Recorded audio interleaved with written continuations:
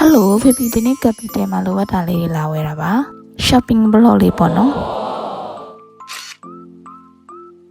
အိမ်သုံးပစ္စည်းရောကိုရေးသုံးပစ္စည်းရောတပြိုင်နက်ထည့်ကုန်သွားတာပေါ့နော်ပြပြကုန်ကြမယ်ဟေးလိုတော့တိုင်မြင်ထားလားမသိဘူးနော်လိုရာလေးတွေကောက်ထည့်ပြီးတော့ဟိုဘက်ဒီဘက်နဲ့ပတ်ပါတယ်ငငယ်ကလေးကနေခုချိန်ထိအမြဲစားဖြစ်တယ်မဟုတ်ပါဝက်ကောင်ညင်စားခြင်းနေရတဲ့ကွက်တီပါပဲအစားစကူလန်သွားစားဖို့စဉ်းစားထားတာကိုသွားစရာမလိုတော့ဘူးပေါ့နော်ပတ်စံရှင်းပါတော့မယ်အဲ့လိုတော့ကြာပါလားသွေးနဲ့တက်ပါတယ်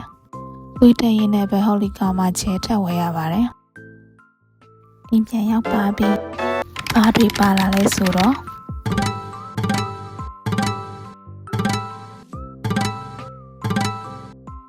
30နာကနေ့ရဲ့အနည်းဆိုတော့ဒါလေးပါပါတယ်ဝက်ကောင်ကြီးစားပြမယ်နော်စားကြပါအောင်အထင်းမှာအသားတုံးနေရောဘဲဥငံရောပါပါတယ်ရတာလေးကောင်းပါတယ်ကပီတယ်ရအောင်ဝယ်စားကြည့်နော်အဆုံးထိကြည့်ပြီးလို့ကျေးဇူးပါ